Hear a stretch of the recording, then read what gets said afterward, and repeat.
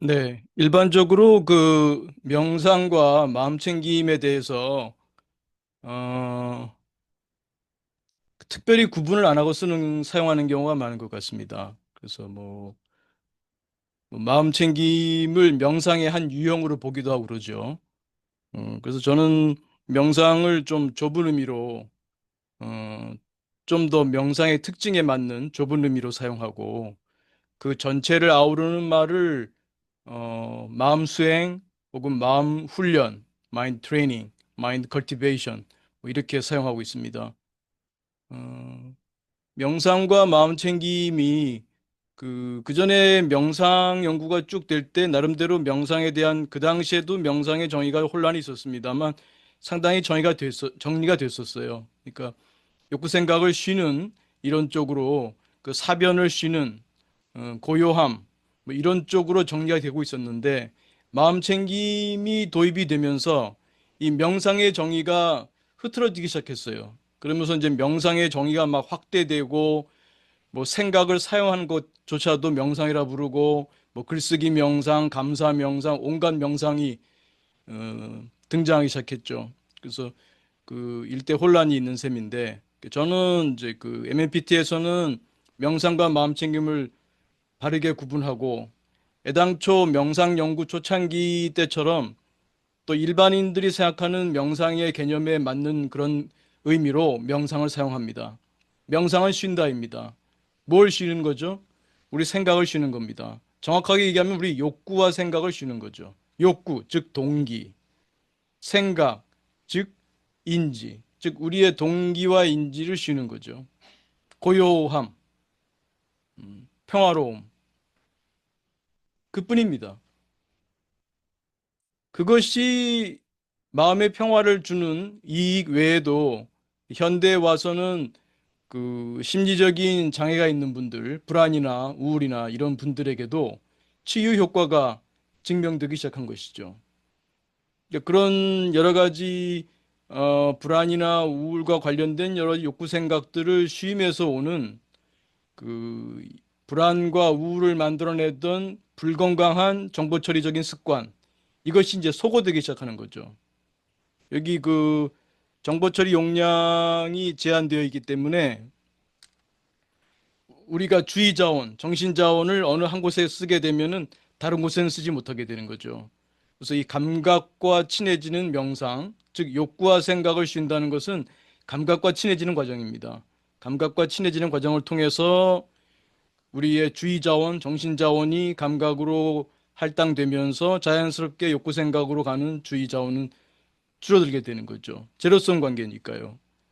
그래서 이 훈련 과정에서 불건강한 루모네이션, 반추를 일으키는 그런 그 심리적인 장애를 일으키는 그러한 정보 처리의 습관이 소거되기 시작하는 그것이 이제 치유로 나타나는 것이죠. 그래서 그것만으로도 치유 효과가 있다고 하겠습니다. 이 점은 아마 지난번에도 제가 말씀드렸던 것 같습니다. 그 다음에 나온 게 이제 마음 챙김이죠. 마음 챙김은 내 마음을 보는 거예요. 내 마음을. 그러니까 이런 볼펜을 보는 것이 아니라 볼펜을 보는 나를 보는 거죠. 그래서 그 우리 동양에서는 예로부터 자심반조라 그랬죠. 자심반조. 자신의 마음을 돌아본다. 내 마음을 돌아보는 것이 마음 챙김이지. 이 볼펜을 있는 그대로 본다. 마우스를 있는 그대로 본다. 뭐 스마트폰을 있는 그대로 본다. 그게 마음 챙김은 아니라는 거죠. 내 마음을 봐야 돼요. 내가 불안하면 불안함을 보고 우울하면 우울함을 보는 거죠. 일반적으로는 우울하면 우울 속에서 세상을 보고 불안하면 불안 속에서 세상을 보는 거죠. 그래서 이 마음 챙김은 내 마음을 보는 거다. 그렇게 좀 이해하면 좋겠어요. 그래서 이게 실천하는 장면에서는 이게 명상 수행, 그 다음에 마음 챙김 수행으로 가는데 우리 MMPT 8주에서 보게 되면 첫 번째 두 회기, 두 주 동안에는 명상을 훈련합니다. 그래서 음,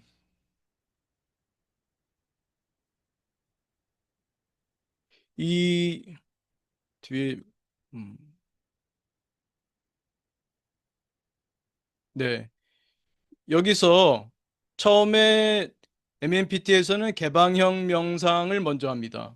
그래서 오감 명상, 행위 명상, 여기 요가 명상도 포함되죠.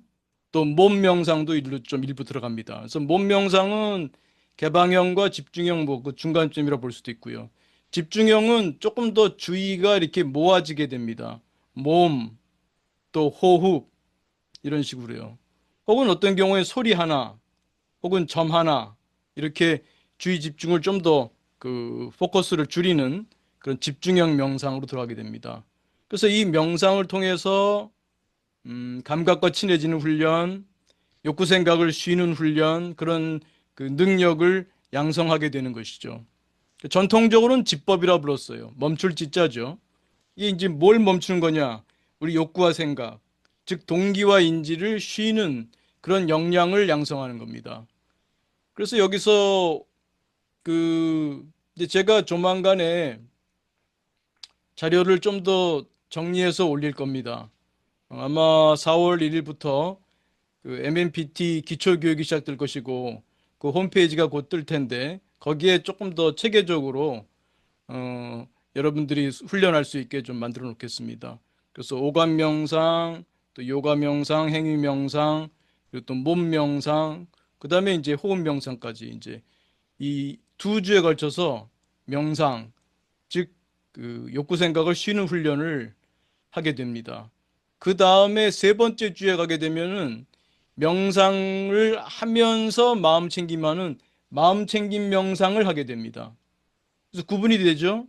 명상, 마음 챙김, 그 다음에 마음 챙김 명상. 이게 구분돼야 돼요. 그러니까 마음 챙김은 우리가 명상을 할 때도 할 수 있고 명상을 하지 않는 제가 지금 이렇게 강의를 하는 이런 때도 마음 챙김을 할 수가 있습니다. 그런데 훈련의 순서로 보면 명상을 먼저 익히고 그 다음에 고요한 때 마음 챙김 훈련을 합니다. 그 다음에 일상의 마음 챙김으로 가는 거죠. 그렇지 않게 되면 죽도 밥도 안 돼요. 제가 종종 하는 표현으로 이도 안 난 놈이 갈비 뜯겠다고 덤비는 거예요. 아직 그렇게 그 명상의 힘, 쉬는 힘, 욕구 생각을 좀 쉬는 그런 역량도 안 돼 있는 상태에서 마음 챙김하겠다고 덤비게 되면 보긴 뭘 봐요. 정신없이 생각이 왔다 갔다 하는데 설거지하면 설거지에 집중하는 설거지 명상을 해야지 무슨 설거지를 하면서 나를 보겠다고 뭘 봐요 보기는. 이 죽도 밥도 안 되는 거예요. 그렇게 하시면 안 되고 설거지를 한다 그러면 행위 명상의 일종이죠. 설거지에 집중하면서 설거지의 감각과 하나 되면서 마음을 쉬는 그런 명상의 공부가 되어야 됩니다. 그 다음에 이때 내가 고요한 명상 상태일 때의 나를 돌아보는 그런 마음챙김 훈련을 하게 되는 거죠. 그러니까 마음챙김이라고 하는 것은 나를 보는 것이고 다른 말로는 심리학적으로 표현하면은 자기 객관화 훈련이라고 할 수 있어요. 나를 객관화하는 훈련입니다. 그거를 조금 더 전문적인 용어로는 탈동일시라고도 합니다. 탈동일시. 그동안 늘 이 몸, 마음을 나라고 이퀄로 갖다 아이덴티파이 하는 동일시하는 그런 습관 속에 살다가 마음 챙김을 할 때는 그거를 떨어뜨리는 거예요. 그 동일시를 떨어뜨리는 탈동일시 훈련을 하는 겁니다. 그래서 이 몸과 마음을 떨어뜨리는 거예요. 강하게 표현하면은 몸, 너는 내가 아니야. 마음, 너는 내가 아니야. 이렇게 강하게 표현하면 그렇다는 거죠. 근데 강하게 표현할 필요는 없습니다. 우리가 이 부분을 잘 이해하기 위해서는 앞에 그 나왔던 마음사회 이론 우리가 많이 얘기하잖아요. 우리가 마음사회 이론. 그 마음 지식 네 가지가 있죠. 동기상태 이론, 구성주의, 정보처리 용량 제한성, 그 네 번째 마음사회 이론. 이 마음사회 이론하고 연결이 잘 돼야 됩니다. 마음 사회 이론. 이 동구정마에서 마지막 네 번째 마죠. 마음사회 이론. 이 마음 사이로는 나를 단수로 보지 않고 복수로 봅니다. 즉, 이 마음이라는 이 사회에, 비유적으로 사회에 비유를 듭니다. 하나의 나가 아니라 여러 복수의 나들이 산다는 그런 입장입니다. 그래서 이 나를 복수의 나로 보게 되면 굉장히 유익함이 많습니다. 이것도 나를 여럿으로 보는 것도 하나의 어삼프션, 가정이고요. 나를 하나로 보는 것도 사실은 가정이에요. 사실이 아니라 가정입니다. 나를 하나로 가정하는 입장과 나를 복수로 가정하는 입장을 놓고 보면 여러분들도 생활 속에 수행하시면 아시겠습니다만 나를 복수로 두는 것이 매우 유익합니다. 한편 불교에서는 무아라 그러죠. 나가 없다 그러죠. 그것도 틀린 말은 아니에요. 그래서 이 마음사회 이론에서는 나를 복수로 많다라고 표현하는데 이것이 불교의 무아하고 상통합니다. 결국은 하나의 유일한 그 나가 없다는 점에서는 그거를 가정하지 않는다는 점에서는 같은 입장이에요. 단 무아는 없다에 초점을 둔다면 마음사회 이론은 많다. 그것을 운용에 나의 운용에 초점을 두기 때문에 마음사회 이론에서는 많다라고 보는 거예요. 그러니까 나가 없다라는 말도 틀린 건 아니에요. 왜냐하면 동일시에서 탈동일시를 하게 되면 내가 아니에요. 마치 이 볼펜처럼 이 볼펜이 왜 내가 아니죠? 내가 만질 수 있고 볼 수 있고 들을 수도 있고요. 이 모든 것이 가능한 것은 이게 대상이기 때문에 내가 경험할 수 있는, 내가 인식할 수 있는, 내가 어웨어할 수 있는, 인식할 수 있는 경험의 대상이기 때문이죠. 이 경험의 대상이기 때문에 내가 아니잖아요. 마찬가지로 내 몸도 내가 볼 수 있어요. 내 마음도 마음 챙김 하면 볼 수 있잖아요. 내 불안이 이제 보이네. 우울이 보이네. 내 분노가 보이네. 그럼 뭐예요? 내가 보는 거잖아요. 내가 경험하잖아요. 그럼 그게 납니까? 불안이 납니까? 우울이 납니까? 분노가 납니까? 이 볼펜처럼 대상이잖아요. 대상. 그러니까 내가 아니라고 해도 맞아요. 그러니까 무아, 내가 없다. 그것도 맞는 말이에요. 그러나 우리가 이것을 운용하는 측면에서는 그 각각의 놈들을 다 나라고 부르자는 거예요. 그리고 그 놈들은 내가 마음 챙김으로 탈동일시를 하면은 내가 아니게 되지만 일상에서는 우리가 늘 동일시를 합니다. 그래서 이 긍정 심리가 왜 또 중요하냐면 그냥 탈동일시만 하고 사는 게 아니라 내가 선택을 해야 돼요. 자비로운 나를 양성하겠다. 자비수행. 이 긍정 심리에 중요한 이 자비 기원 또 이 친절이라는 것은 자비 행위죠. 이런 걸 통해서 자비로운 나를 양성해 나가는 게 필요합니다. 그래서 제가 자주 권해드리는 참여형 영화 동영상에서는 우리가 이 적극적으로 참여를 해야 한다는 걸 강조합니다. 다 지리산에 들어가서 도닦고 앉아 있는 것이 아니라 이 복잡한 도시에서 서울에서 나의 건강한 동기를 실현해내는 불교식으로 말하면 서원을 실현해내는 그런 삶을 살아야 한다는 거죠. 그래서 그 과정에서 우리가 쉴 줄 아는 명상의 능력, 또 내 마음을 볼 줄 아는 마음 챙김의 능력을 기르자는 것이죠. 그래서 이 마음사회 이론은 이 다양한 우리 속에 있는 욕구와 생각들 이런 집합체들이 하나하나가 동일시를 떨어뜨리면 내가 아니에요. 내가 없어요. 근데 우리가 동일시를 통해서 그게 나가 됩니다. 그러니까 이 뗐다 붙였다를 잘해야 돼요. 동일시와 탈동일시를 잘해야 돼요. 마음 챙김에 탈동일시만 하는 것이 아니라 동일시도 할 줄 알아야 돼요. 액트식으로 말하면 그 탈융합만 잘하는 것이 아니라 융합도 잘해야 돼요. 건강한 나를 양성하면서 건강한 나와 동일시할 줄 아는 힘을 키워야 됩니다. 그러니까 그러기 위해서 그 첫 단계에서 우리가 동일시를 떨어뜨리는 탈동일시의 마음챙김 훈련을 하게 되는 것이죠.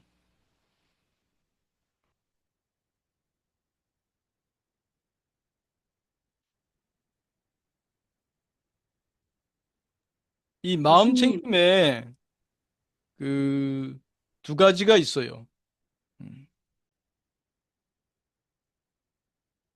물론 안으로 마음 챙김, 밖으로 마음 챙김 구분도 있는데 그건 지금 다루지 않겠고요.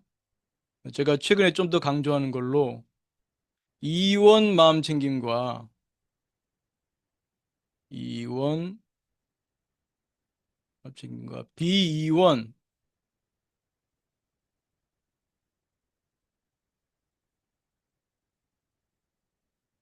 네, B자입니다. 이 이게 이제 아니라는 거죠.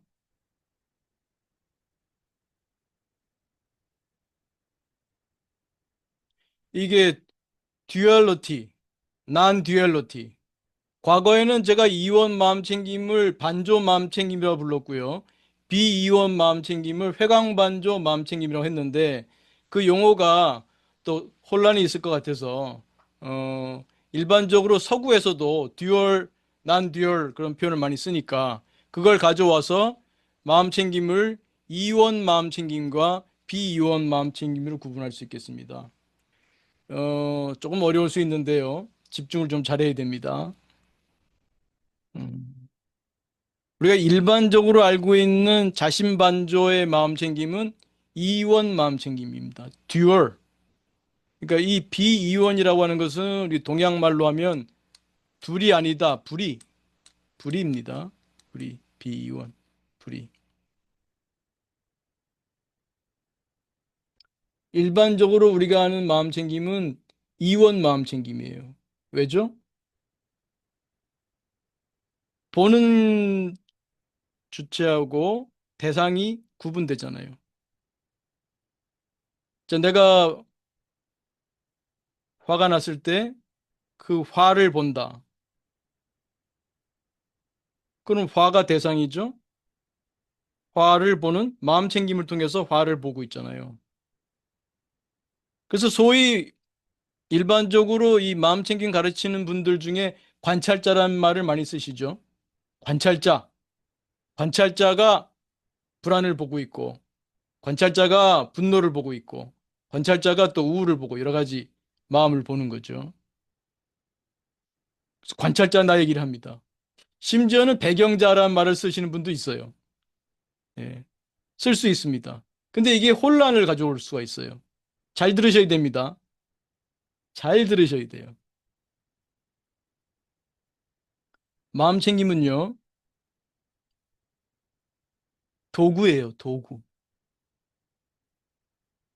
일종의 불쏘시개입니다. 불쏘시개 같이 쓰시면 돼요. 마음 챙김이 무슨 관찰자나고 배경자가 아니에요. 그거는 도구예요. 어떤 도구냐? 그동안 내가 나라고 동일시하던 그것으로부터 나를 떨어뜨리게 만들어주는 그럴 때 필요한 도구입니다. 마음 챙김을 함으로써 내가 분노 속에서 막 세상을 보고 세상과 상호작용하고 우울 속에서 세상과 상호작용하고 불안 속에서 세상과 상호작용하는 그 그러한 때 그러한 것으로부터 떨어뜨리는 거예요. 불안을 볼 수 있게 되고 우울을 볼 수 있게 되고 분노를 볼 수 있게 되고 떨어뜨리는 거예요. 그러니까 나라고 믿었던 것으로부터 좀 벗어나게 되는 거예요. 이것이 어떤 안심인명의 그런 효과를 주기도 하고 반복했을 때 치유의 효과도 가져올 수 있는 거죠. 내가 아니네. 음, 아, 마음 챙김은 도구입니다. 그것이 무슨 관찰자나 배경자 그런 게 아닙니다. 그 용어가 혼란을 줘요. 자, 여기서 우리 지금 이원 마음 챙김에서 비이원 마음 챙김으로 돌아봅시다. 비이원 마음 챙김은 뭐냐면 둘이 아니라는 것이고요. 제가 최근에 존재와 인식이 둘이 아니다. 이 불이, 난 듀얼러티, 비이원을 알지 못하면 깨달음 공부가 위태로울 수 있다. 깨달음 공부 잘못하면 위태로워요. 이 세상이 꿈과 같은데 이 꿈과 현실이 둘이 아니라고 하는 거. 아, 내가 꿈이라고 인식하고 있는 거, 현실이라고 인식하는 거, 아, 이게 둘이 아니구나. 이거를 이해하는 의미에서 아, 이 세상이 꿈과 같구나를 이해해야지. 이걸 여전히 듀얼, 여전히 불이적인 것을 깨닫지 못하고 이원적인 우리 호모사피엔스의 인지적인 정보 처리하는 그 속에서 꿈이라고 이해하게 되면 아주 위태로워집니다. 깨달음 공부가. 얘 지금 봉인이 풀려가지고 너도 나도 다 깨달음 공부할 수 있게 돼가지고 이게 그 스승과 제자 사이에 어떤 도덕적이고 윤리적인 것들이 잘 유지되면서 내려가지 못하고 이게 뭐 온 세상에서 이제 깨달음 공부를 할 수 있게 되는 바람에 이게 참 위태로운 것이 나타날 수도 있을 것 같습니다.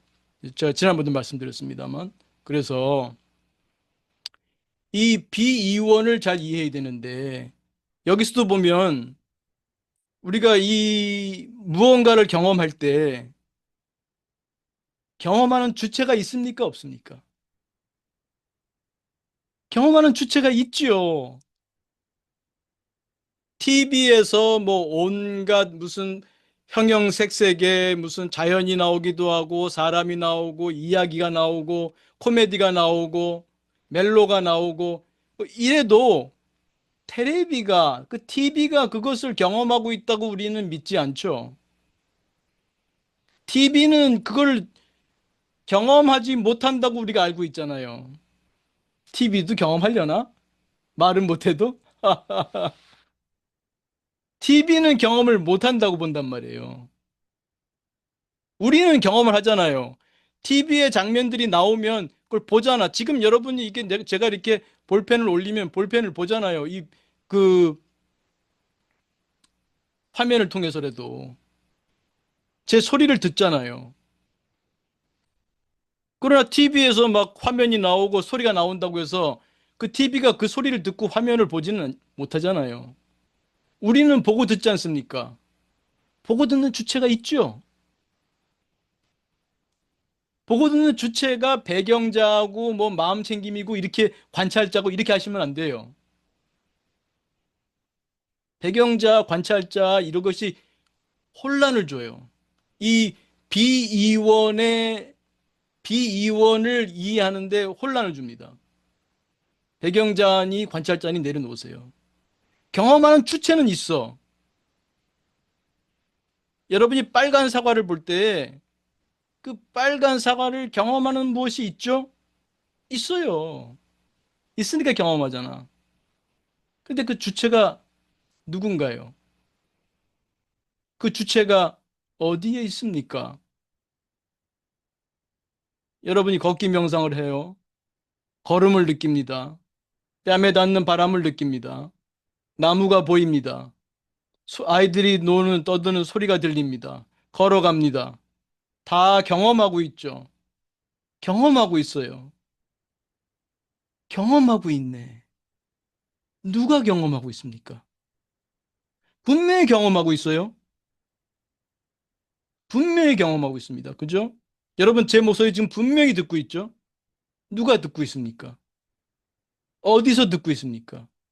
이 소리는 어디에 있습니까? 여러분은 지금 어디에 있습니까?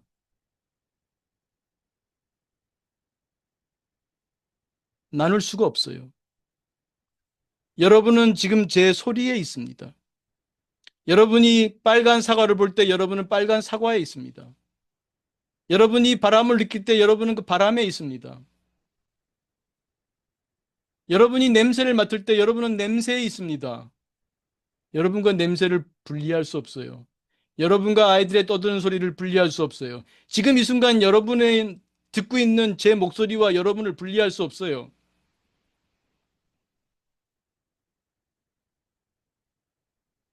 그러나 분명히 목소리는 목소리고 듣는 주체는 주체잖아요. 근데 그걸 나눌 수가 없습니다. 나눠보세요. 그래서 불입니다. 비이원이에요. 나눌 수가 없습니다. 여러분이 지금 방 안에 계시죠? 방이 보이죠? 이 방이 지금 어디에 있습니까? 여러분은 어디에 있습니까? 누가 경험하고 있습니까? 누가 방을 경험하고 있습니까? 이 방을 경험하는 내가 어디 있습니까? 뇌 속에 있어요? 뇌 속에 조그만 사람이 들어 있습니까? 그럼 그 조그만 사람은 어떻게 봐요? 조그만 사람의 뇌 속에 또 있습니까? 그럼 그 조그만 사람의 뇌 속에 있는 그 조그만 사람은 또 어떻게 봐요? 그 조그만 사람의 뇌 속에 조그만 사람의 뇌 속에 또 조그만 사람의 뇌 속에 이거 호만큐로스 오류라고 불러요. 많은 사람이 이 오류가 오류인지도 모르고 살아갑니다. 둘이 아닙니다. 여러분이 세상이에요. 그래서 불교에서는 만법 유식이라는 말을 쓰는 거예요. 여러분의 이 어웨어니스, 인식, 이게 세상입니다. 이 세상이 바로 여러분의 인식이에요. 여기 있다, 저기 있다 말할 수가 없습니다. 네. 저 계속 지난주 내내 그 불이 생각하느라고 너무 머리가 아팠는데, 교수님. 음, 방 안에 내가 있고, 나는 어디에 있냐, 누가 방을 경험하는 거냐, 좀 전에 계속 그 말씀 하셨는데, 네. 다시 한번 그거 설명 좀 해주시면 감사하겠습니다. 설명했잖아요. 어려워요. 너무 그 어려워요. 뭐 어디가 잘 막혀요? 어디가 소화가 안 돼요? 목소리는 목소리고 나는 나인데, 나는 또 목소리고, 분리를 할 수 없다. 그 아, 근데 좋아요. 말씀하면서, 꽃길님. 좋습니다. 아, 그러면 지금 제 목소리를 들으면 네, 누가 듣고 있어요? 제가 듣고 있습니다.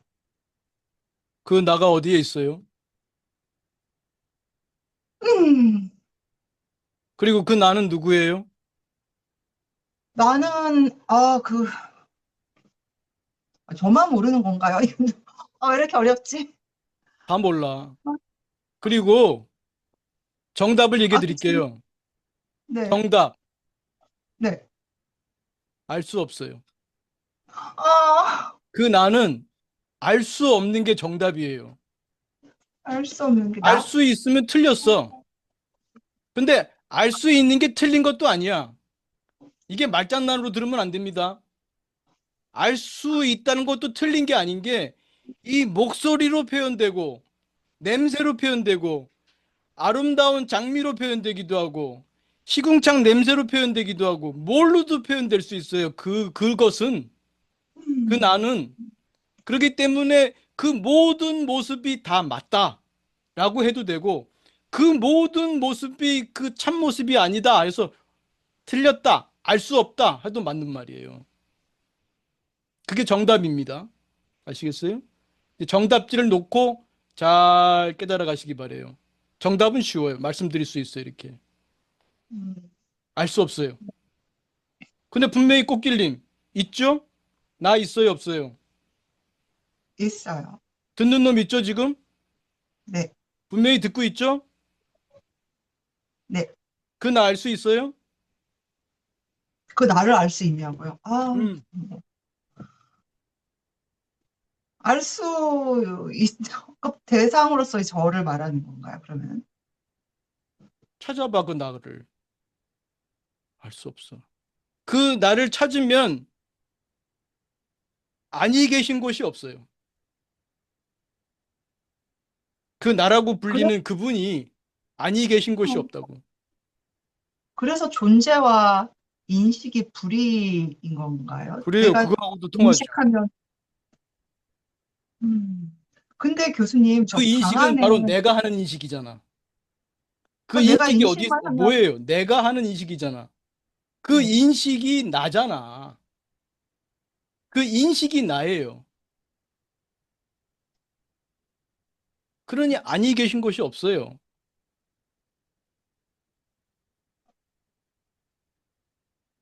내가 인식하는 곳까지가 내가 있는 것이다. 이렇게, 음, 지금 원래 내 계획이 오늘 그 실습하는 거거든요. 네. 그 조금 더 지금 정답을 말씀드렸으니까 한 주 동안 또 보시고 그다음에 또 얘기 나누고 좀 나머지 시간 되는 시간은 실습을 좀 해봅시다.